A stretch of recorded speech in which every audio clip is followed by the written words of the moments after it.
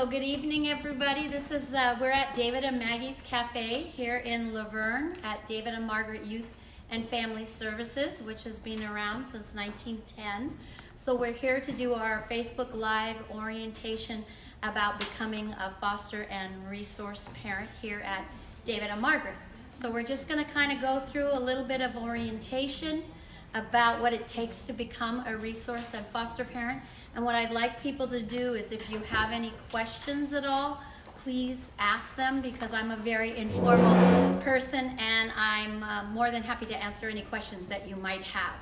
So most of you have a handout here that you can start to take a look at, and it's a little bit about David and Margaret. Some of you live in the town of Laverne, and so you've been here a while and you know that David and Margaret has been here a long time too. And we have a lot of different programs here at David and Margaret, and I kind of want to go through a few of them so you have an understanding. Like I said, we've been going since 1910. We've been a refuge for children and families here in Laverne, originally started by the Methodist Women's Home Society here in Laverne, and the Coons family, which donated the land. Some of you know there's Coons Park, and so he had a couple of requirements, which was, will you name it after somebody in my family somebody was called David and somebody was called Margaret, and so hence the name. No, I'm not Margaret. Everybody asks. Yes, I've been here 19 years, but no, I'm not Margaret. So, and that's kind of how David and Margaret started. We originally were in another hotel in 1910, and no, I wasn't there either in 1910, but it burned down. And so then the Coons family and the city helped do this facility that we have here. And then in the 60s, David and Margaret kind of turned towards, we were doing children and families, and they turned towards helping teen girls, because we had other facilities, McKinley's and other places that were helping boys. So they had that. And I always like to tell you what our mission is, so you can make sure that we have this view here. We have a mission that we follow, and if we ever decide not to do that mission, then some of these buildings go away and some of these things won't still be here. But our mission is to empower children and youth and families through diverse services that foster emotional, educational, spiritual, and identity development. So now we're going to talk a little bit about the programs that we have here on campus.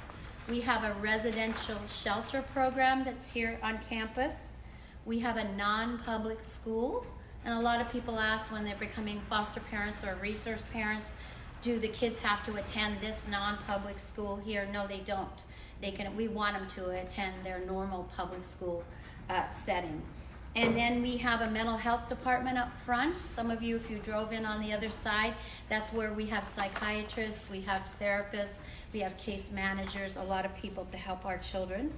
And then we have a new program that we've been doing for about the last year, and that's Department of Unaccompanied Children's Operations, where we help children that have nowhere to go. They're here from other countries, maybe undocumented, and they need somewhere to stay and be taken care of. So we've been doing that for the last about a year and a half.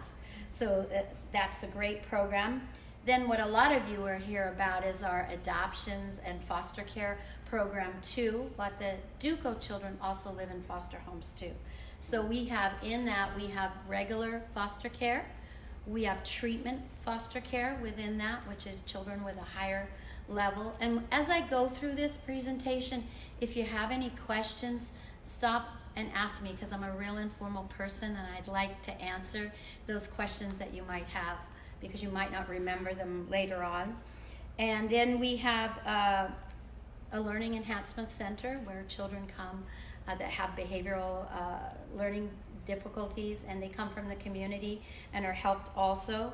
We have a huge, as some of you came in across the way here, we have all these apartments that were the last couple of years. So we have a huge transitional housing program. So that's about 60 children that are 18 years old and up that are living in the apartments and other places. So that's probably different for some of you, since you've been here to see the program that we had. And we have also a couple other apartment buildings where transitional age youth live too. Because it used to be that kids aged out of the system at 18, and we were always saying most kids aren't ready. Do you know what's the average age now kids are ready to get out of their own homes? Do you know? 35. Yeah. Actually, it's 25. So it's not like back in the day where you sometimes left because it's hard to get a job, and so what a lot of the youth were ending up homeless. And we kept saying they need more support, they need more support. So eventually they listened, and that's where the transitional housing came. And actually what's great about the cafe here, many of you know about the David and Margaret store, which is next door, but it's closed now, you can't shop now. But the cafe here was built so that we could give workforce training to a lot of the kids. So they work in the cafe here, and we give them job experience, and then they have recommendations when they go out to try and get jobs, because jobs are hard to get. So we were really excited about this. It's kind of modeled a little bit, not quite the same on Homeboy Industries. So it's kind of to give work experience for the kids. And then we have My Life, My Choice, which is commercial sexual exploitation. Any kids that have that, we have groups for that on campus also. So most of you are here to find out about foster care and adoption, yes, right? Somebody's here, I think, that's been a foster parent with us before. How many years ago? What was it? What? 2000, I think. Yeah, in 2000. She was a foster parent with us, so it was great. So she's like, I'm ready to come back. I got my time off now. I'm ready to come back and help some kids, so we're excited. And then somebody asked me tonight, why are they, it says, you'll hear me say foster parent, and then you'll hear me say resource parent. And somebody asked me, why are you calling people resource parents? What is that? Well, everybody knows what foster parents are. People don't know what resource parent. It's something that laws were changed and the department changed kind of the name because they want people to be resources for kids. Maybe there'll be adoptive resources, maybe there'll be transitional housing resources. So they changed the name, and some of the laws changed to resource parents. So it means the same as foster parents. A lot of times when I say that, people say, what is that? It sounds like furniture resources, right? But it's the new name that we call. So for most of you who know, who here knows much about adoption and foster care? Anybody consider they know much about it? So let me tell you a little bit. David and Margaret, we're not a private adoption agency, which sometimes people think. We work with the Department of Social Services in Riverside, Orange County, San Bernardino, and Los Angeles County. So the children that are removed from their families during this time for some sort of neglect, and then their families are often given a case plan to try and work to get the children back. And if that does work, the families get the children back. If that doesn't work, then the department wants to make a plan for the children to get adopted. So permanency, when we talk about permanency, the department is not looking for children to stay in foster care their whole life and never have a permanent plan. So they're going to give the families a case plan. They're going to also give the relatives a case plan, because I'm a grandparent or a nana. So if my daughter had her children taken away, guess what? I have rights. I get to be considered. So do aunties. So do other people that have a long-term connection with the children. So when the department takes the children away, then they give a case plan, and then usually if it's the first time you've ever had children taken away, it's about 18 months the department gives the parents to get themselves together. Because if you've had a problem with drugs or, domestic violence, you're not going to get yourself together in 2 or 3 months, right? It's going to take you a lot longer. If the children are younger and have their parent has other children and hasn't done their case plan, they're not going to give them the same amount of time. So if they're under 3, they may not get 18 months, may not get that. They may get a younger, a less time, because they don't want little kids to keep staying and being bounced around. So they're going to look for permanency. Yes? Do you offer CPR classes? Yes, we do offer CPR classes, yes, on campus. Yes, we do. We have in our foster care and adoption, we have a lady that's CPR and first aid trained, as well as the agency has CPR and first aid. So, yes. So that must have been a question from my Facebook Live. Hey, Facebook Live people. This is my first time doing this, so I'm getting used to all this. That's why you see me standing here. I usually like to move around a lot. But anyway, so adoption, we also have an adoption license too. So we do a lot of adoptions also because about a quarter of our foster parents or resource parents adopt. Because when you first get the child, we don't know sometimes what's going to happen. But if it progresses along and we don't go towards returning the child, you'll be asked first as a foster parent if you want to adopt. And if a child's been in your home for 6 months or more, they're going to ask you first, because as long as they've researched the relatives. They have to research the parents, the father, and make sure that they've given them that option. But here's the question I get sometimes too. What if I don't want to adopt? Well, 80% of the children go home.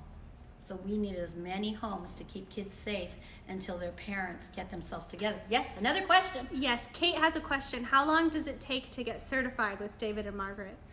And we call it now, they actually changed certified. It's approved with all this new changes. But that's a hard question because it depends on you. There's a lot of paperwork to return. You have to get fingerprint cleared.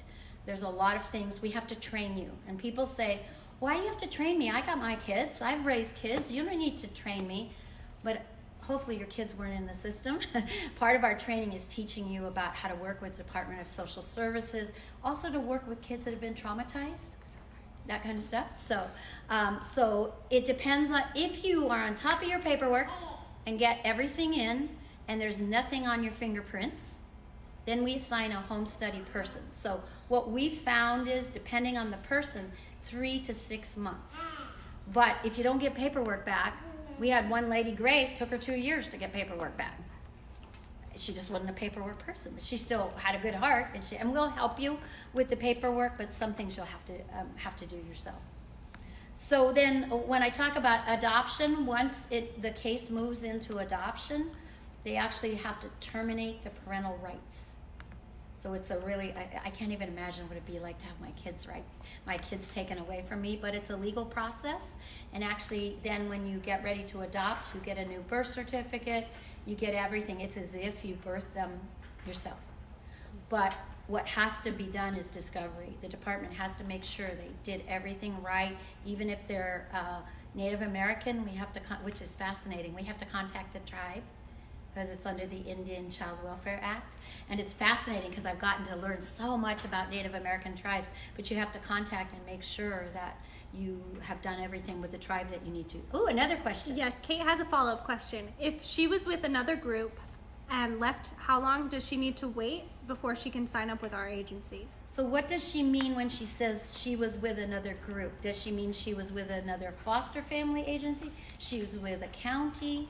I'll wait until she responds and I'll get back to you. So it depends. If you've left another agency and you're in good standing and everything, there shouldn't be any problem. You can contact us right away. So there shouldn't be any problem with that. That's why I asked. I didn't know what group she was talking about. We take county homes, relatives. I mean, even now they've opened it up in the training to relatives, which I'm really glad because a lot of relatives get their kids and they're not equipped to deal with some of the situations. But yeah, there shouldn't be any problem with that. Okay, yeah, she was with another agency. Okay, and as long as, now here's the thing, we do have to contact that other agency and make sure that she left in good standing and everything is okay, or at least she can explain to us what happened or what didn't happen, that kind of stuff. So then we also help you with the adoption. So since we're under our adoption license, when they go into adoptive placement, which is really interesting because after they leave our system to get ready to terminate parental rights, and parental rights have been terminated, parents have a right to contest before, and parents afterwards have 60 days in order to appeal, to make sure that everything was covered and everything was done as it should. So once that happens, then we help with the whole adoption process, the legal process, file all the paperwork and do all that stuff.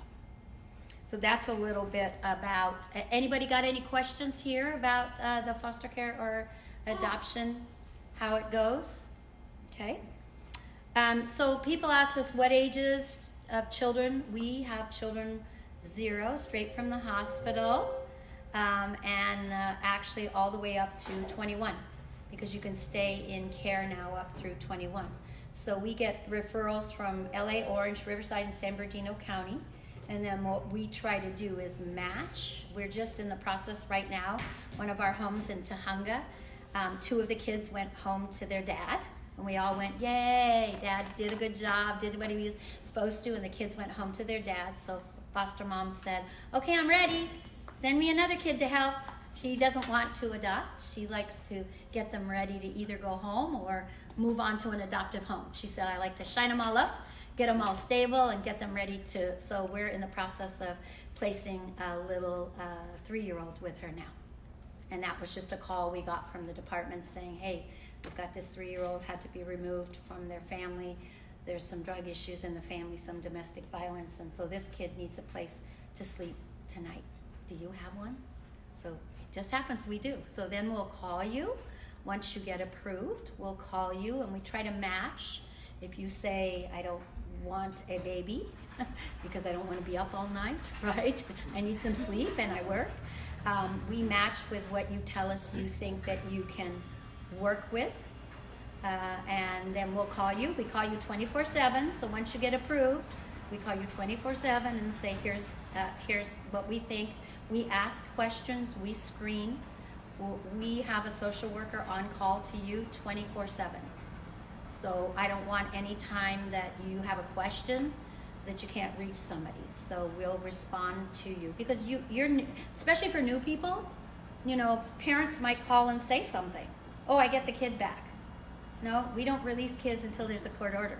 Well, one time mom thought when she went to court, the judge told her, when you stop drinking, you'll get your kids back. So she went one day sober. So she called us and said, the judge said, I get my kid back. No, you have to do your case plan and prove that.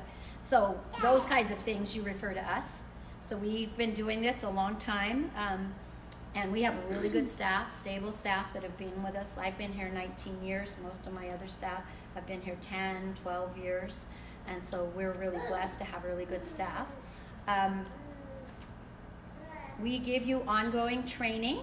So we're about to have our mandatory foster parent training where everybody comes together. We had just to have about all of our foster parents come together, and then we'll train you on different topics that are required. Might be behavior issues. The social worker comes out initially and meets with you once a week, you and the child once a week. We do that in all of our programs, same way with our immigration program. We get a call saying, hey, we have a kid from Guatemala, they're here, they got picked up, they need a place to sleep, they're hungry, do you have any homes? And we do, which is really exciting. We have, quite a few kids from all over the world in our immigration program. We also are in the process of doing special medical program to kids with special medical issues. Often they stay in the hospital because there's not a lot of foster parents that work with special medical. So we do training with that program also. You have 2 comments. Hi, Dina. And Dina, you are the best. Uh-oh. Well, I need to know who that is so I can pay them. No, just teasing. So anyway, that's great. That's nice to know. And I guess for me, it's strange what I do, but I love what I do. I love to see kids go home and their family get together because most kids, where do they want to go? Home. And so I love when that happens, and I'm happy to see that. I love when they get adopted and they have a permanent home the rest of their life. That's important too. Are there sad cases? I tell everybody, yes, you kind of come to work in the sadness. It's all about kids not being able to be with their family. But the great thing is you can provide them hope, and you can get them stable, get their schooling up to date, and you can really see changes in a lot of the children we have. We help you with crisis intervention, meaning if there's something, a kid's having a crisis or trauma, often they have to visit their parents. And I'll be honest with you, babies have a lot of visits because for bonding and attachment. So babies usually have visits 2 to 3 times a week. And we do most of our visits here. We have a nice monitor room, a kitchen where people can warm up the bottle and do all that kind of stuff. So we do have to do visits as part of the court order. You can't just take people's kids away and not have them visit their family. So we do visits. We also assist with documentation because there's a lot of paperwork that we have to do, taking care of other people's children. So physicals, dentals. Some of the kids have never had any medical care. You can get a child that's 12 or 13 and has moved around from motel to motel. They've not been taken to the doctor or the dentist. So it's one of the first things that we have to do is take the children to the doctor or dentist. And then we also provide referral for treatment services if the children need treatment. And some of them do. They've seen a lot of really awful things. So it might be a therapy. We have therapists. It might be a consult with a psychiatrist. For our little kids, sometimes we get preemies. And so we've had some really interesting feeding specialists. Because, sometimes preemies, when they're born, they don't have the suck response. And you have to do a lot of little things to help them learn to suck. And so we actually had a feeding specialist come and teach us some of the neat things to do when a child doesn't know how to kind of chew and do that stuff. So we have a lot of resources out there for our children. So what's the social workers? We have social workers that come to the home, and you ought to remember that, Monica. We have social workers. How often did the social workers come to your house? I needed them, but once a week, like you said. Yeah. Did you hear what she said? Whenever she needed them, but once a week. So, but yes, and All really good. yeah, and we like to be. We want to be part of your team. We want to all work together, because the social worker writes reports to the court, and they're the reports that the judge decides whether or not the parent is doing the case plan. The parent is coming for. We have to document all that stuff. So we document visitation. Because we have to give this to every court, and then they decide whether or not the child can be reunified. We don't. We make recommendations, but we don't decide whether or not the child is reunified. And then we work with the biological parents. We monitor them in the visits initially. When you're a new foster parent, we like to monitor the visits in the beginning, and then eventually the hope is that you can monitor the visits. There are some parents that we monitor them all the time, just because of the nature of how the parents are responding, and we don't want them necessarily angry at you. We don't do visits in your home. I get a lot of questions about that. Even if the department asks us to do that, we don't recommend that. Your home is your castle. You need to keep it safe, and we do the visits here or other neutral locations with the parents. What are some questions some of you have right now? Do you guys have any questions about? Do you have to be married? No, you don't have to be married. It's funny, back in the day it used to be white picket fence, have to be married, all this stuff, but that's not today, and that's not where the kids were coming from. So really all you have to do is care about children. You can be single, you can be same-sex, you can be married, you can be blended family, you can be, brother and a sister. We had a brother and a sister doing it once. You can just people that have a heart for children sometimes. Your mother and daughter. Your mother and daughter. So yeah. So yes. So, and the great thing is, it's really anybody that cares about children and wants to do the best for them.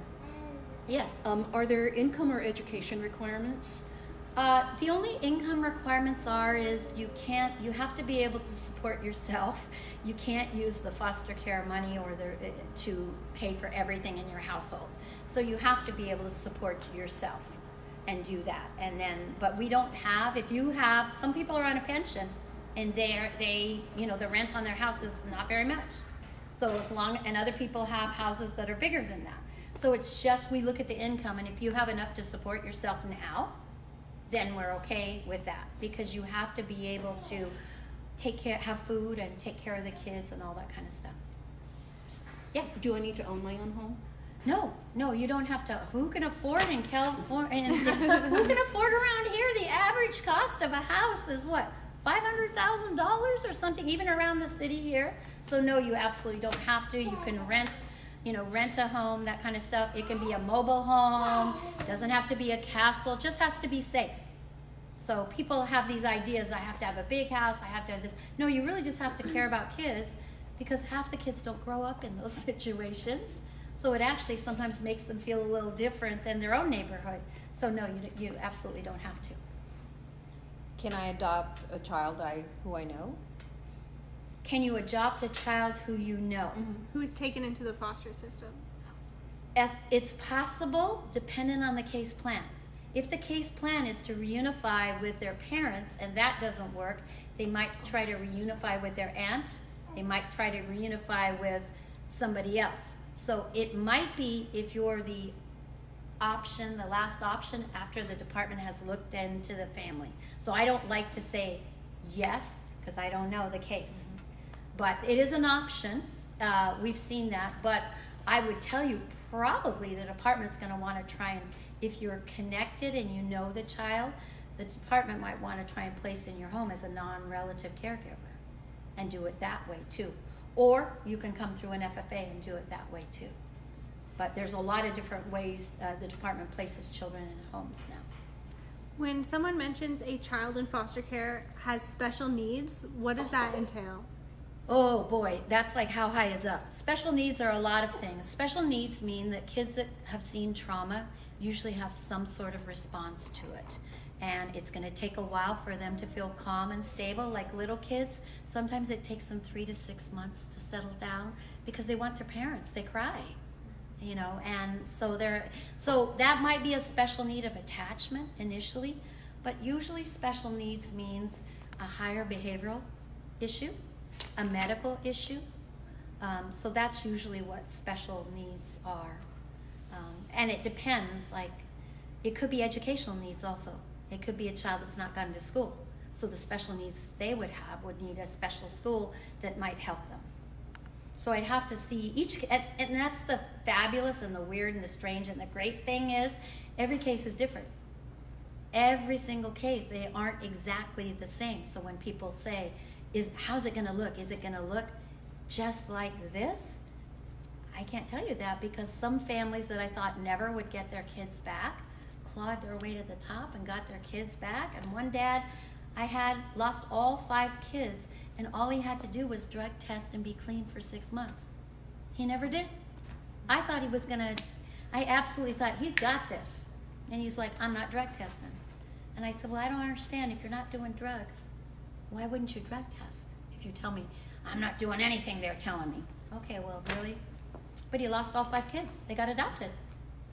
So each case, it's hard to, answer that one. But special needs usually means they're higher needs. Because regular foster care usually has kids that have trauma but don't have real high needs. We have treatment foster care, and that is for the kids that have special needs. And treatment foster care is foster parents that get a different rate, or resource parents that get a different rate for kids that have usually had multiple placements.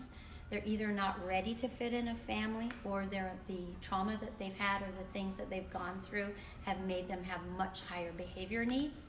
And so we have about 5 children in treatment foster care right now. And those foster parents we have a treatment team that starts day 1 with them, a psychiatrist, a social worker, an in-home support counselor to go to the home and help with the child. And a social worker and a program. So we kind of wrap around that home, but that's really not regular foster care. And they have higher training needs also, because they're going to work with special needs. So, yes. Can somebody who has a green card adopt? Boy, I'm going to tell you, I don't necessarily know that. I've heard 2 different things, but in the climate where we are now, I just don't know that I would hazard saying that I know enough to tell you that. If someone is overseas in the military, can they adopt or foster? Is that if someone is, now that's interesting. We had a foster parent in Rancho Cucamonga. She was married to a guy in the military, and he was a lawyer in the military and traveled all overseas. So as long as she's stable and we can go to the home and see the home, and then the child becomes adoptable, once we approve that person, we had to get special dispensation for him for training, because we're not going to see him that much. We had to make sure that it was okay. But yes, absolutely. But if you're just in the military and you're not here, no, you have to have a house here and be able to house the kids. But if you have your spouse, that we have some people that are cross-country truck drivers, right? That's their job. So as long as we have paperwork on them, we get their fingerprints and all that kind of stuff, they can still be a resource. Are there support groups for foster parents? Yes, there are support groups. We actually have we have Citrus College that comes on Monday nights and has been coming for, 19 years here, and does different trainings and offers support for foster parents. We do have a support group here on Tuesdays. And also there are foster parent associations that you can belong to that have support groups also. So, yes. Oh, good. Are these all questions from Facebook Live? They're all questions gathered and questions Oh, great. from Facebook Okay, Live. perfect. Excuse me. Are there any particular qualities that you look for in a foster parent? Oh, boy. I guess the qualities I look for in a foster parent is one, that they understand that this might be a little different than raising your own children. That's the first of all. And that they have a heart for children and want to help children. And that they understand that sometimes this is a little unpredictable. I can't promise you that that child is going to stay with you forever. I can't promise you that. But I always tell people, if you're in it to adopt, your child is out there. It just may not be your first, might not be your second. But if you're really looking to, there are so many children that need. We also get the waiting list from LA County, the monthly waiting list of children that are adoptable. They're usually older kids that are adoptable.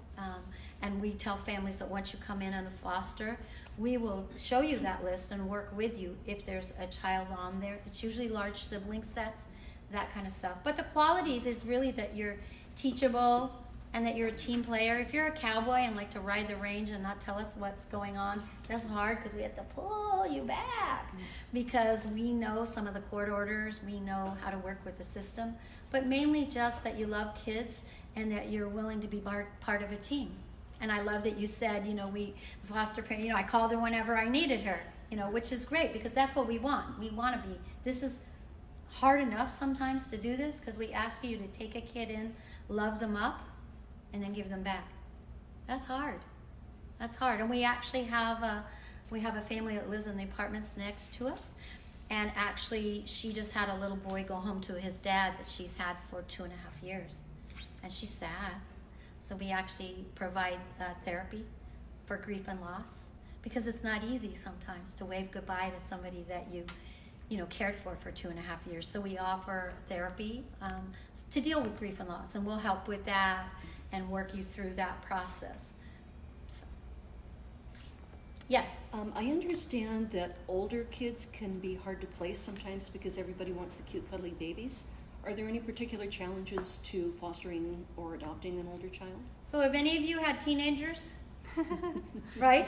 Well, normal teenagers have challenges, right? So normal teenagers is when they think they know everything and they're independent. And so a lot of people say, I'd like to give my own teenager up. Not really, just kidding. But so you've got the normal developmental teenage issues that happen on top of these kids seeing things in life that they probably shouldn't have seen. So yes, are they different some ways? Yes. But I find if you develop a bond with them, and that's another thing I wanted to say about becoming what's a quality, being able to build a bond with somebody, being able to nurture a kid, even a teenager, being able to look out for them, not be mad at them, not be those kinds of things. Set down rules. Teenagers, everybody needs rules, but be able to connect.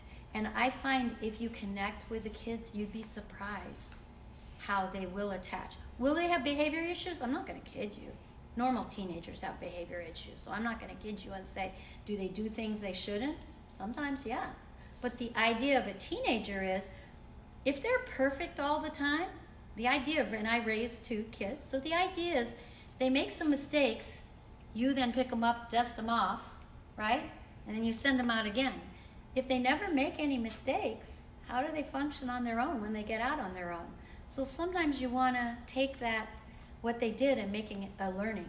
But a lot of people are scared about the teenagers because all you hear in the news, all you hear is things that don't go well.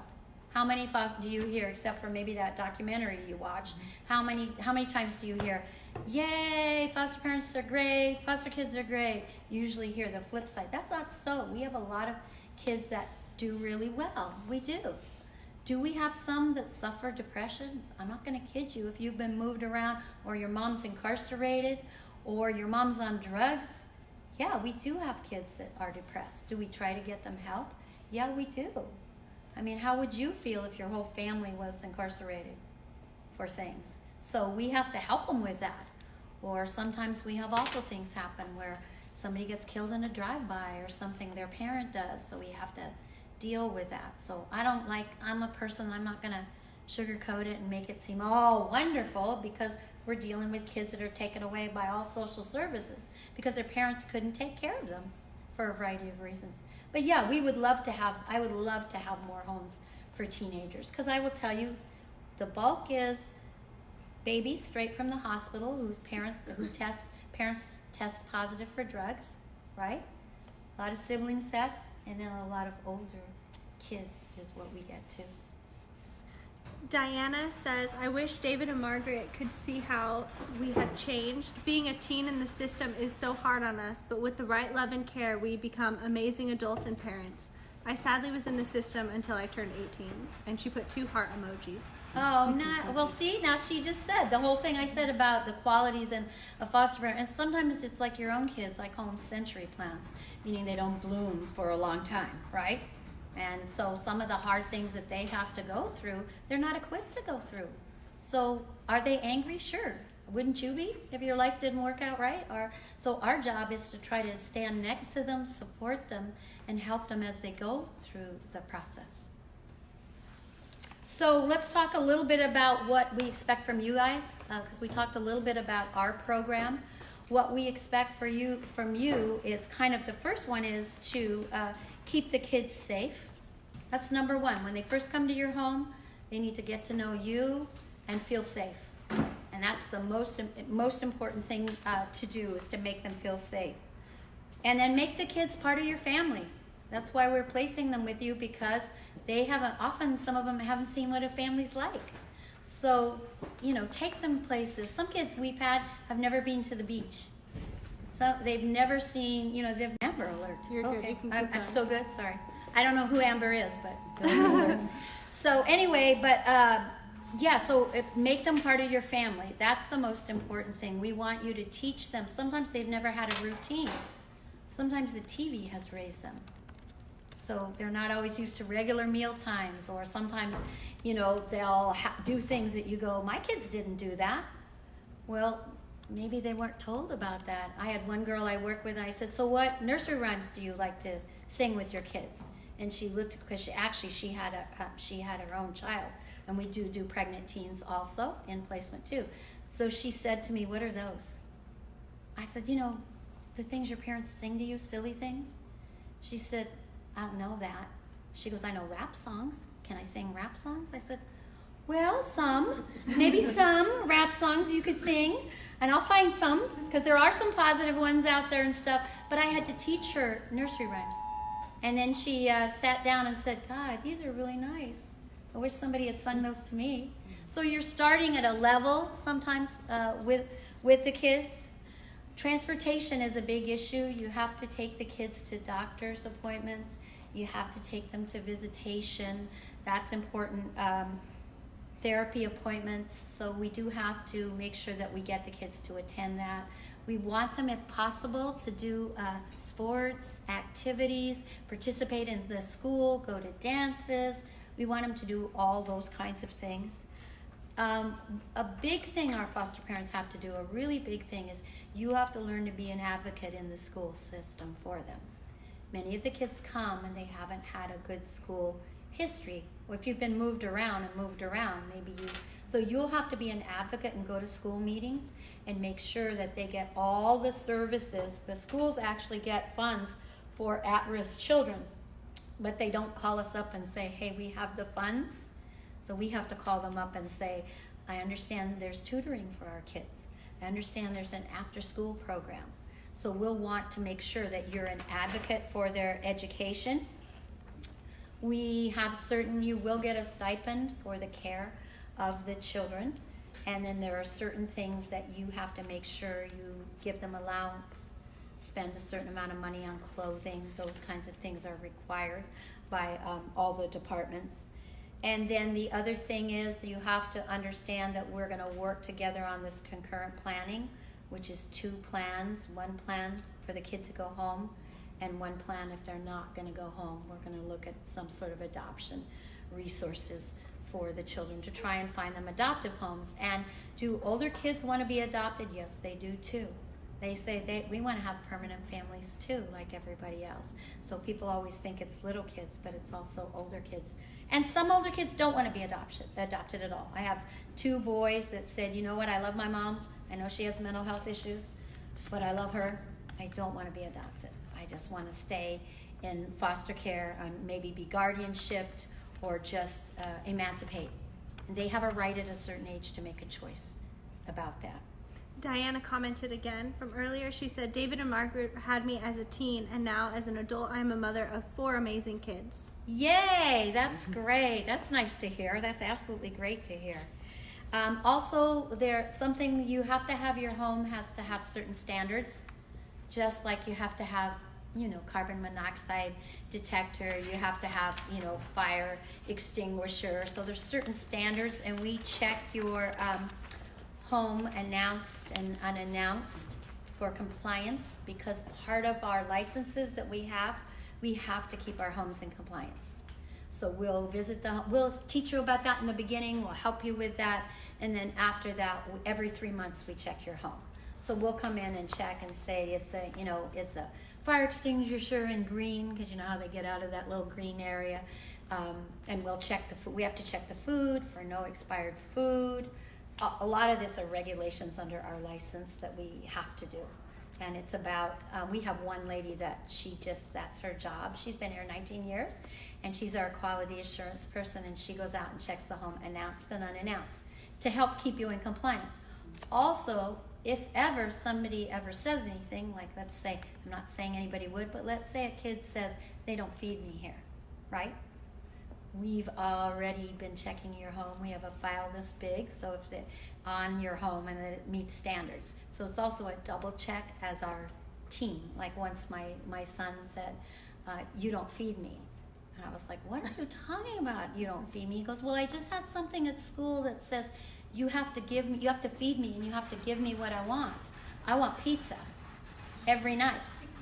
You're not getting pizza every night, but sometimes kids have magical thinking. They had some presentation at school, so anyway. But yes, we check your home. Most of the kids come with Medi-Cal, so that if they're from Orange County, they get Cal Optima.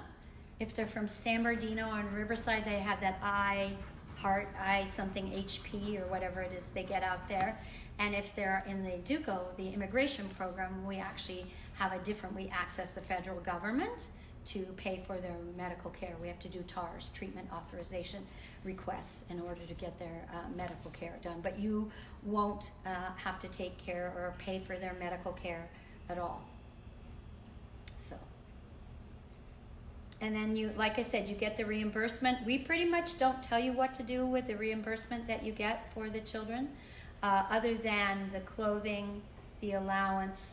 And if we come to the home and we see stuff, like if their bedroom, you know what I mean, something's broken, we're going to say something about that. But pretty much all of our foster parents do a great job. Every month they have to send in clothing receipts, and they send in a weight chart, they send in a record of contacts, because we take the record of contacts and send it to the court to show how many times the parents visited and what happened. And then you have training hours that you have to do every year, and that's why our foster parents are doing the mandatory. Some are online, you can do some of the training online, and some we do live training like this where people can ask questions. And we have to, like for the one we have coming up, we have quite a few speakers coming in. We have a psychologist coming in. We have the fire department coming in because they want to come in and talk a little bit about fire prevention.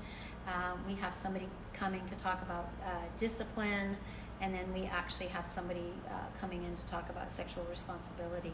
So we try to update and do the latest things that are out there for people in the foster care resource parent system.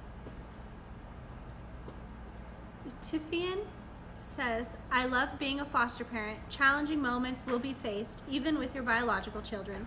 Just having that support and utilizing your resources, in addition to stability and structure, and of course love.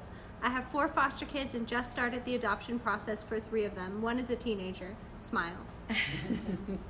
That's great. Yeah, and see, that's what it means. Like she talks about it, some of the things can be a challenge, but if we're a team, we can usually work through that challenge together and hopefully do the best for everybody. So we also have the mental health services for the children, and then you have your regular foster care social worker with David and Margaret, the one that's, you know, comes out to your home, and then, like I said, we have 24-hour on-call to you, and we'll assist you with the ongoing training. So you see there the counties that we work with. So you'll see San Bernardino, LA, Orange, and Riverside. We have contracts with them all. In order for them to refer to us, we have to have a contract with them. I would like to do more counties because we get calls from Ventura County, maybe, and so we might at some point include other counties, but those are the ones that we can do adoptions with. Also, all those counties under our adoption license, we can do adoption there. So I think that we talked about, we're not looking for perfect people. In fact, perfect people don't make really good resource parents because they've never had anything in their life, right? So we're not looking for perfect people. We're just looking for people to care and nurture children. And the same thing what we talked about earlier, you don't have to be married, you just have to, you know, an interest. Home ownership we talked about is not necessary, no set income, and don't have to be of the same race, or the children placed in your home don't have to be of the same race or national origin. We love people that speak different languages because in our DUCO program, of course, the majority right now is Spanish, but we get referred kids from all over the world that come here and need a place to stay. So I want somebody that speaks Hindi. I want somebody that speaks French, because from Africa and a lot of the little countries there, they speak French. So anybody that speaks, we had one foster mom, we got a referred on an Armenian boy that came into, I believe his mother sent him here to get away from the strife and sent him to live with his father, who she'd separated from, and they were here. And while he was here, his father had a heart attack and died. So he had no relatives. So he came in through the foster care. That's called caretaker absence. So we get a lot of that. We get a lot of grandparents or something, they're older, they're taking care of the kids. They pass away and the kids have nowhere to go. That's why when we go through the adoption process with you and we do your adoption home study, we always ask you, name somebody in your adoption home study that you would like in case anything ever happens, God forbid. But if it's in the adoption home study, they don't have to go back into the system. It's already written, and then you can work with that person that's in the adoption home study. And age is not a barrier. I think one of our oldest foster parents is 86. Wow. So you just have to be able to move. That's why I do Pilates. That's why I do Pilates 3 times a week in the morning. And if you're going to want to take a 2-year-old, you have to show me that you can, 2-year-olds, right, all day. So age is not a barrier. Usually the youngest that we take is 21. Even though the regs are 18, we say 21 because it's a lot to deal with when you're 18. But no, age isn't a barrier. And I'm glad about that because I think a lot of kids could have done well in homes, and a long time ago, age was a barrier. And it shouldn't be that way. That's age discrimination. If you can get around and you can do, and even if you have some limitations, if you work with older teens, you're not chasing them all over the place. Well, usually not. But so age isn't a barrier. So we've talked about that the kids come from the child welfare system, right? We are not a private adoption agency. We do not do relinquishments. Relinquishments is where a mom comes and says, I want to give up my baby. We don't do that currently. That's not what we do because that's a whole separate thing under our adoption license. But we do adoption home studies for other counties. We probably did last year adopt probably 30 adoption home studies for Orange County. All those kids got adopted, so they weren't placed with us, but we do the adoption since we know how to do adoption home studies, and we do them for San Bernardino and Riverside also. Go out and do adoption home studies for relatives. So we feel like we've gotten a fair amount of experience now with the adoption process. So with the children going through the system, Will they have responses to trauma? Yeah, they will. Will they have the issues and behaviors? But I always tell people, take a picture the first day they come to your home, and then take one 3 months later. You won't recognize them because they've started, their little soul has started to fill up, and they're eating good food, and they start to feel really good. So they will blossom. But there will be some behavior things that you have to help teach them. Some of them have never taken timeouts. They don't know about some of the ways to teach them how to regulate themselves. They've been left alone a lot. And so when you're left alone, sometimes you do things like wipe your nose on your sleeve. When people go, ooh, that's gross. But if you've grown up in a family that didn't teach you that, then it's our job to teach them that kind of stuff. So, and let's see. Sibling sets. Largest sibling set we got is 10. So you guys have room for 10 kids. So unfortunately, they do split sibling sets because I have like 5 referrals for sibling sets right now. They're a sibling set of 5. We don't have room for that, so unfortunately it's a horrible part of that. But if they need a place to stay, they will then split them. I don't like that either, and I'll always tell the worker, call me back if you can't find a home if you're gonna split them. And it's hard to find a home that has openings for that many children.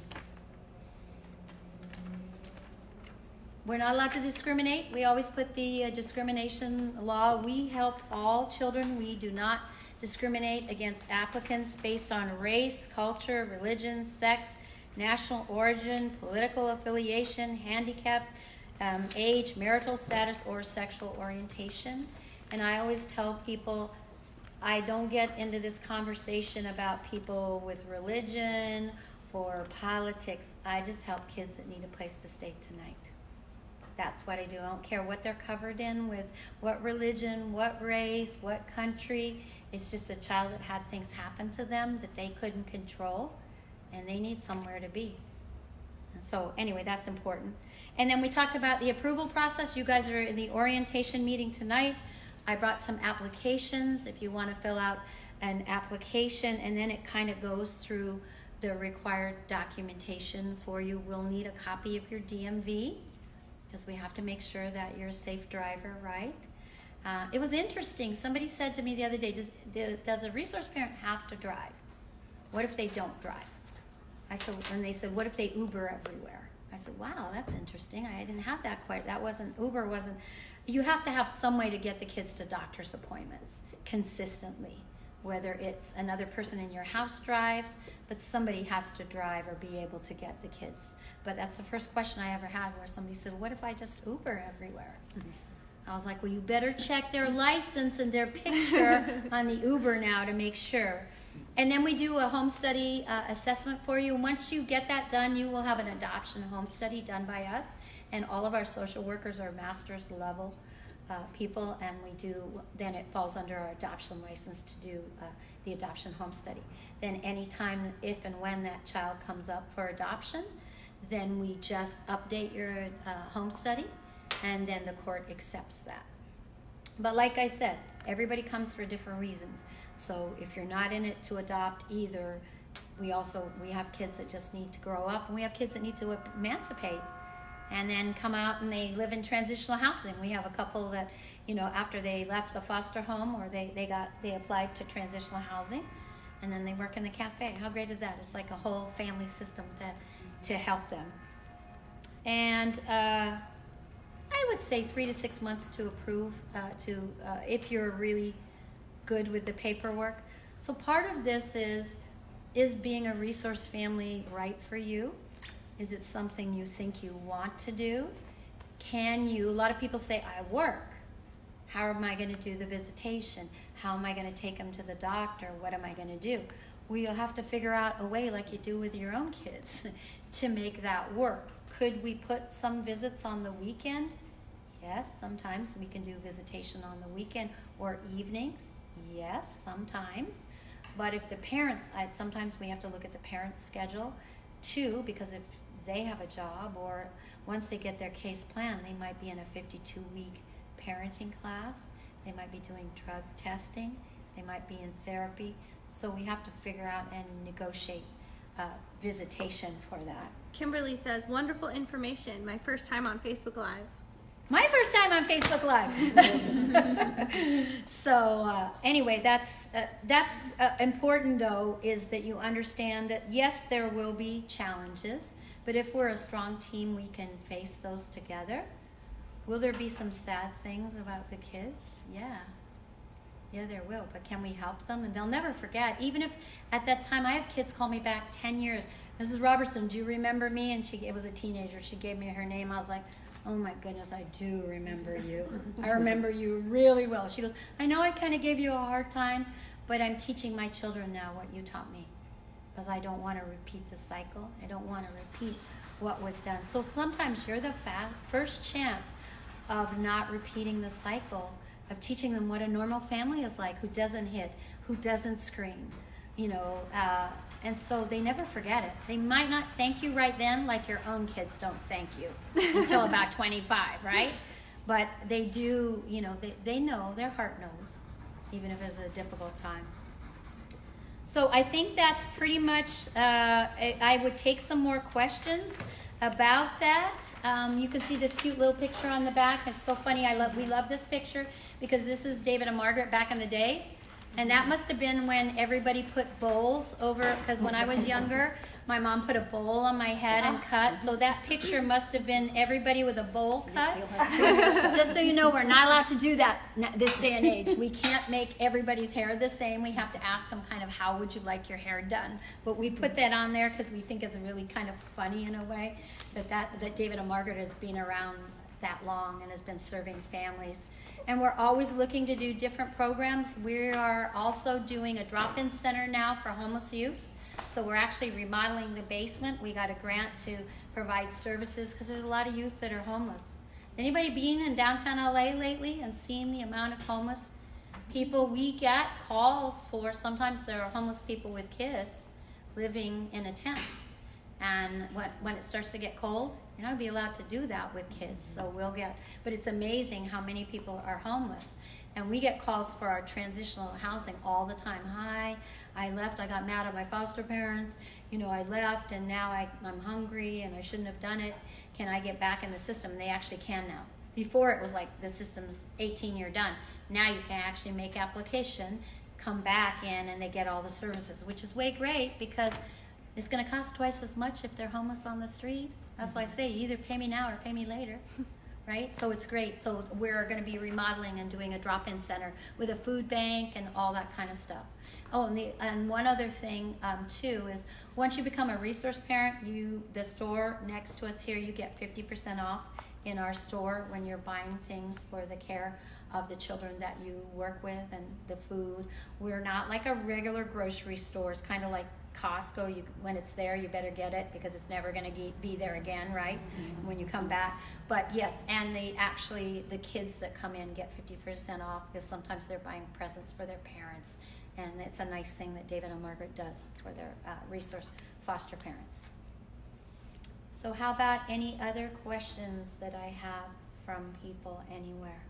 Monica, did I say how it really is? Yes, you did. It's so different now. Isn't it? Oh my gosh, yes. They fundraised for a long time, and we kept saying transitional and the apartments. I took a tour of the apartments, and I think there are 30 kids living in the apartments and a couple families. They're beautiful apartments. They look very similar to here, So nice. and then the cafe, and this is great now. And What's so, the average age of a resource parent? oh my goodness, the average age of a resource parent, I would say probably 30 to 40 maybe, but we have some that are really young too, so it's kind of hard. It's really, is it something you think you want to do and you can, because we've had young people that have been in the foster care system themselves that have come and been wonderful resource parents. So you had a question. Yes, so on the last page it says it's the extreme importance of working with all the organizations. I've worked with like Medicare and Medi-Cal recently, and just the frustrations that come out from working with those offices. Just wondering how much exactly is required of a resource parent to be working directly with those agencies. I don't know about the county courts. I've never worked with county courts before. in regards to any of this. So how much does the social worker take care of, and then the resource parent? So that's a good question. What she's asking is how much a resource parent's going to have to get involved with Medi-Cal because of the challenges. She's worked with Medi-Cal. It can be very frustrating, all that kind of stuff. What we like to do is, in the beginning, we want you to come to us. We want to be your buffer. We want to do those things because we know how to do them. Doesn't mean we fix Medi-Cal, just so you know. Doesn't mean we fix it. But meaning that we know the calls. We have a hotline that we can call when the Medi-Cal card isn't good. I tell all foster parents or resource parents, they never listen to me. Before you go, call up and check and make sure the Medi-Cal card is good. Because it's so frustrating when you arrive and you've waited for 40 minutes and then you get up there and they say, oh, your card's not good. We actually have a machine up here where we can run the number. So if you'll tell us those things, what happens is sometimes people don't tell us and then they get very frustrated. So there's initially when kids come in, you have to take them to initial detention. You have to take them to the hubs. They have certain medical hubs and they get their first physical there, that kind of stuff. And we have one that's fairly close by in Baldwin Park, I think. The other one is USC, which if you've ever been to USC, that's a treat. You have to go there if they're specialists. Like if the kid have FAS, fetal alcohol syndrome, or had something, they have specialists that are there. But in general, we use the providers. Once we do the initial, we use the providers in the community. What city do you live in? Here in San Diego. Oh, okay. So we can give you a list of providers that we use that are good providers that we work with. Now, if we have an Orange County kid placed in here, which we sometimes do, we have to access CalOptima. So we'll do that if you tell us. But what happens sometimes is people don't tell us. So we like in the beginning, yes, you don't know much about the court system, and we want you in the beginning, just defer to us. It's okay to say to people when they call, you know I'm new, could you call my FFA social worker? And we've done all these things before. So that's what happens sometimes. People, they don't call us, and then they get involved with trying to make decisions. We know a fair amount about the court. We know court orders. We know what we're supposed to do. So we'll want to be a team with you, and that's why we're on call 24/7. We rotate the on-call pager because we want you to call us and say, oh, you know what? This is happening. Can you help me with this? And we want to be able to help you with that because your most important part is to build your attachment with the child and work on that. So absolutely. Can I fix all the Medi-Cal problems? No. But we at least know the numbers to call and we can be consistent. Now, sometimes when we take babies straight from the hospital, they don't have a Medi-Cal card for right away because they're not in the system, right? So it takes 3 days. So we'll ask you because our contract says we have to get them seen medically within 3 days.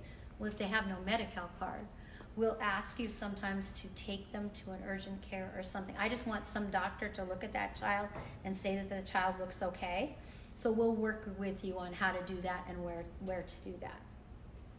Is there any cost to working with David and Margaret to be a resource parent? Just your well-being and your heart. That's the biggest cost. No, there's no cost. Well, there are, I guess, if you want to talk about, there are some costs. I shouldn't say that jokingly. You'll have to pay for yourself to be fingerprinted. First aid and CPR. We run a class here. After a child has been placed with you for 30 days, we reimburse all the money back you spent. So you'll have to pay $5 for a DMV printout, and you'll have to get fingerprinted, and then first aid and CPR.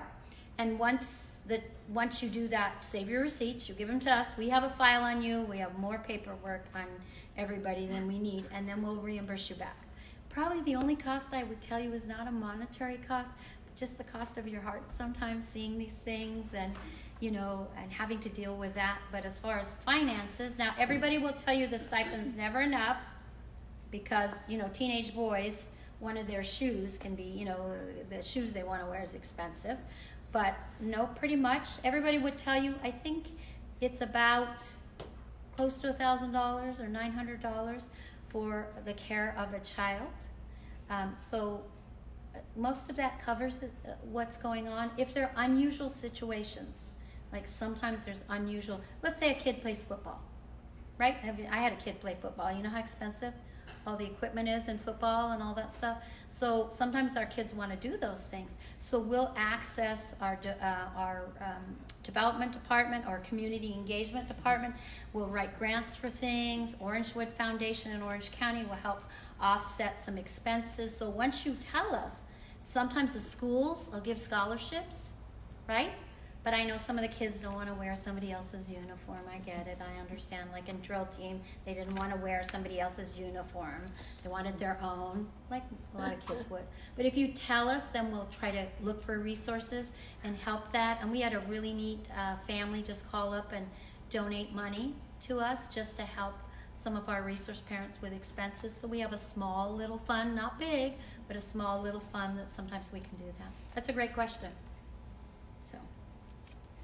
Anything else for anybody else on questions? Anything else I can answer? I don't know what time it is because I have 7:07. 7:07. So we still have some more. Yes. I had a question regarding how do you know how many children you can help out with? Like, what are the requirements? Like, one kid has their own room, or how Good does that question. work? Good. So he asked, how many children do you know that you can help out? 10, I think you said, right? 10 kids? No, just joking. Just a joke. So initially, what we like to, one, it's your home, right? And how many bedrooms you have in your home, and the age of the children that you want, that kind of stuff. They've changed the rules. It used to be only 2 children to a room. And then you could sometimes have 3 if it's a sibling set. And you actually now, they've changed the rules. You can have 4 children to a room, actually. That's, I know, because what happened is they brought the relatives in, and most relatives are like, I can't fit under these regs. Buy me a house then, Dina. I don't have that, you know what I mean? If I'm going to have 5 kids, I don't have a mansion. So when they reformed this whole thing with the resource family, they reformed some of the regs. So you can actually have up to 4 children in a room, but when you're first new, we usually don't like you to take more than 2 children, unless you say, I have a lot of experience, I've done this, I've done that. So we usually just like to start you off with 2. And then once you, I call it get your sea legs, once you say, I got this, then we could increase more if you wanted to. Like I said, I love to keep sibling sets together. So it depends on the size of, you know, your home and your bedroom and what you think you're good at. And then in the home study, we kind of make an assessment of, if you say, well, like, what did somebody tell me? I want a 2-year-old, but I don't want any tantrums. I was like, do those go together? So then we have to work with that person and say, they'd never had their own kids, and they said, I see other people's kids having tantrums. I don't want one of those. It's like, okay. Or if you tell me, well, I want teenagers, but I want them to keep their room clean all the time. So then that's a conversation we have to have as kind of, you know, an assessment is like, are you being realistic about what kids are going to be like? But how many kids are you guys thinking you would like to work with? We're not sure. I just was wondering. Yeah, well, it's a great Yeah. question. Yeah. Huh? One to get a feel, Absolutely. Yeah. you know? Yeah. I call it getting your sea legs, meaning like Exactly. to kind of see, can we navigate all this? Can we do this? How does this work? All that kind of stuff. And that's why we start off with the maximum with 2, because we don't want to overwhelm you. We'll do that later. No. A big time change. My son is 27 and I haven't had a child or a teenager in the home, and attitudes have changed. Oh, sure. You know, and so I want to get the feel of teenagers again. Because you're gonna maybe want to do teenagers? Yes. Yay! How exciting! And Monica, what do you want to do? I'm just here to hear. I'm still shocked. Two kids. That's all I was allowed to have when I did it. Yeah. Bunk beds. Yeah. And then beds, the same like the girls in one room. Boys They've in even one room. changed the age on that. I know. They've remember at 5 and under, it used to have to be, it could be different sex, and then once they reach about 5, now it's 8. Because what they really did, and for part of this whole reforming that they've done, they had all these different rules. So adoptive parents had a standard set of rules. that they did and had to follow. And so that's, and then there were resource parents, and they had a set of rules to follow, which were different than the adoptive rules, and they did their rules. And then there were relatives, and they had a set of rules to follow, which were different than Roe's rules, which were different than those rules.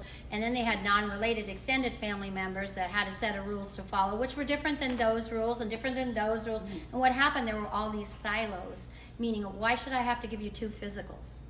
Why should one person not accept that physical and one want it on a different form? And then relatives, they wanted relatives to be more involved. Actually, once a relative now can come in, I had a couple relatives in a class, they can come in, and once they get approved to take their grandchild in or whatever, they're now approved to take in foster kids. It never used to be like that. And the idea was, the hope is that kids need homes. Why are you making it so many barriers for kids to have homes? And it was that way. Now they don't have to have girls only in a home. A brother and sister can still. A brother and sister can, depending on their age and depending on the behaviors of the brother and sister. There are some brother and sisters that should not be together, and it might be there are some kids that are raised The in. younger ones. Yeah, could've. yeah, But you they can now. couldn't back You couldn't back then. No, no. So they've actually changed that, and we now can give approval to have 3 to 4 children in a room. I only really have 2 homes that we did that, and we take pictures and we make sure that there's enough space, because you don't want to have 4 kids in a room and there's not enough drawer space and there's not enough. So we look at those kinds of things and make an assessment with you, and then look at your skills and say, can you handle the 2 you have already? You now want another 2. How are you going to do visitation? How are you going to do that kind of stuff? And the other thing that happens, just so you know, once you have children placed in your home, if mom has another baby, guess who's going to be called? You are. They're going to call you first because you have a sibling in the home. So we've had quite a few homes that got the call, babies being detained. We just got another one that the baby mom tested positive with her second baby. Baby's being detained. We have the sibling, so they're going to call us right away and see if you, because they want to keep siblings together. Now I will tell you something also, probably, that there are times we place with you. Say a sibling set is split. Say there's a sibling set of 5, and say we place 2 with you or 1 with you, and the other 3 get placed somewhere else. The judge periodically will order the siblings to be together. So it might be if that other home ends up with some children that go home, then we have to move the child that's lived in your home to be with the siblings, because it's written in law that siblings are supposed to be together. So that's hard for people sometimes. They're like, well, wait a minute, I've had him for a year. Why does he have to go with his brothers? Because that's the law, and it should have been that way, but we don't have enough homes. So, all right. Anything else for questions with you? Oh, good. You really came alive, didn't you? I like that. Just one more question. No, you get more than one. Is there statistics on regards to how long usually a foster child is with you? What's the average? Oh, I get asked that a lot. It depends. If it's an initial detention, probably mom's got 18 months, right? If the parents don't contest and they don't appeal, because that changes the timelines in the court, right? It would probably be a couple years. On the flip side, you can have a situation where there's nobody involved with the kid's case. I would say the kid's at least 6 months to a year with you at least. I know people tell me, well, how's that the rest of my, we're trying to do this to help out. How do I tell this to my kids? They want a brother or a sister. And how am I going to tell that to them? I tell them, just be honest with them from the beginning. Say, we help children, and we want to provide a home for children. Our hope might be that they stay, but they have a mommy and a daddy. If you put it in that way, it was really cute. We had one little girl out in Riverside, and so her mom wanted babies. And we interview the kids too.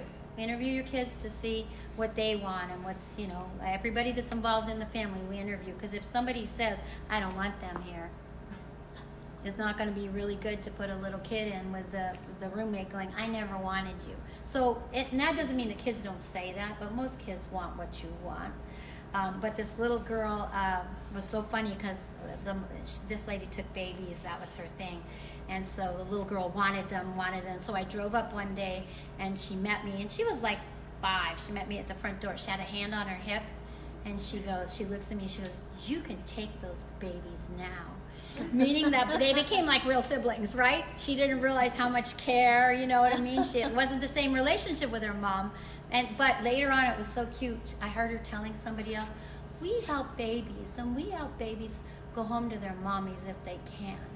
And I thought, what a great gift to give to her. So I think it will help you with the explaining. There's plenty of books. We also even have books when parental rights get terminated. Because how do you explain that to a kid? Hi, your parental rights are getting terminated. So there's little picture books, your parents' parental rights. So we'll help through that process. We'll get them therapy, because that's hard. We've actually had times where kids have had to say goodbye to their parents. So that makes it kind of hard. So how about, do you have any questions? You work in the immigration program with us. So do you have any questions about what you've seen with the kids that you've worked with? No, I mean, you've answered a lot of questions.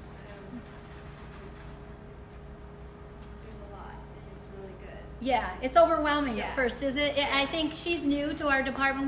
We do a lot of work with interns, just so I should tell you. We get interns from USC, from Loma Linda, from APU. What school are you from? Loma Linda. We love Loma Linda. They're great. And so we get a lot of MSW interns, and we love interns, and they come out and help us with the kids, teaching them English or teaching them social skills. So we're very fortunate. We work with about 7 different schools that send us interns, and we find they can help with monitoring visits. Yay! Some of our visits are 2 to 4 hours long. Yay! So we love interns to help with visits and stuff like that. So. Tiff says, I have a sibling set of 3. It didn't start out that way, but here we are. And I also agree it's a family decision. Right. Yeah. And sometimes, we'll help you with that. And we talk about that. It is a family decision. I always tell everybody, go back and talk to your own family too. And let them know what you're going to do, because they may have strong feelings both ways or not. And you're going to want to make sure that they understand what you're embarking on. Because sometimes all they've heard is things in the news, right? Not the good parts of it, and seeing the good parts of it.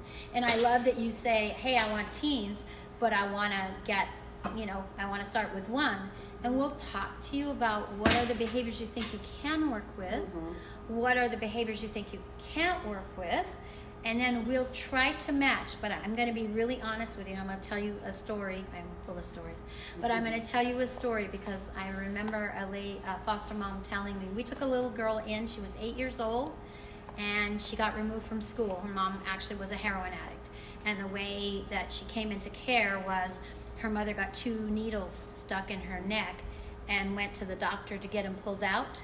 And so the doctor reported the mom. So we then ended up getting the 8-year-old into care and placed her in a lovely foster home that I really great foster mom. She's really good with kids. And she said, the only thing, Dina, the one behavior that I'm going to tell you I don't really want to work with, she said, I'm not really good because of my own life. I'm molested. You know what I mean? If the kid's been molested, that's hard for me. I'm going to need a lot of help. So I said, okay. So when I screened, I asked all my questions. So I saw her about a couple years later, and she came up and said, I'm really mad at you. And I thought, oh, what'd I do now? I'm always making somebody mad. So I said, what'd I do? And she said, I told you I didn't want to work with molested kids. I told you, and this little girl has molested. So I went back and checked my records. We never knew that. It was only when she started therapy that the young lady started talking. Because kids don't tell you, they're scared. They don't tell you their real stories sometimes. So I said to her, we didn't know. She goes, oh, that's right. Not until the therapist started working with the kid. And therapists take them back into some areas that we didn't know about. So I like to be honest with people and say, we'll tell you everything that we know. We do a whole screening sheet, medical, and we'll show it to you. So you'll know everything, but will you learn more than we do? Oh, please, because they'll start to feel comfortable with you. They're sitting at your table eating dinner. They're going to tell you what really happened. Because, sometimes the kids, they don't like social workers. because they call us people stealers or people movers. And so they're not always going to tell us everything that's going on. So I like to be honest to people. I tell you everything I know. The little 2-year-old that's wandering down by the railroad tracks alone that gets taken into care doesn't say, let me tell you my history. I've lived in 4 different states. You're going to find that out when they naturally start talking to you. We get more information on the treatment foster care kids. We have a file kind of this thick because they've been through some places and we know what they've dealt with. Becky Shaw says, hi Dina, heart, heart, heart. Oh, hi Becky. That's nice. That's nice when people get on. Yeah. And Becky actually works here at David and Margaret too. And we have a lot of really good dedicated staff that really, even though the system can be overwhelming and cumbersome, I got in it to help children. That's why I originally did it. There's all these systems that are built around the kids. I still have to learn to work with them, right? Because they have control over the children. So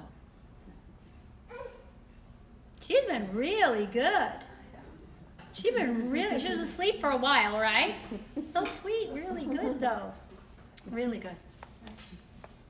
So anything else that I can answer for anybody? If you're interested and you want to take an application, we have an application there for that.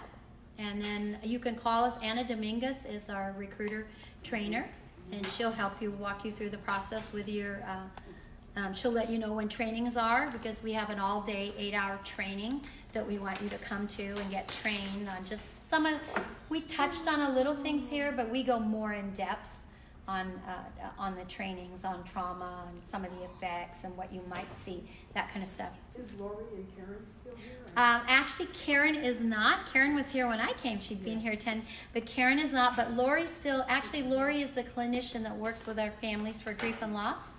And she trains staff. So yes, Lori used to be a social worker that was here at David and Margaret. Claudia Medina said, loved interning at David and Margaret, learned so much from Dina and staff.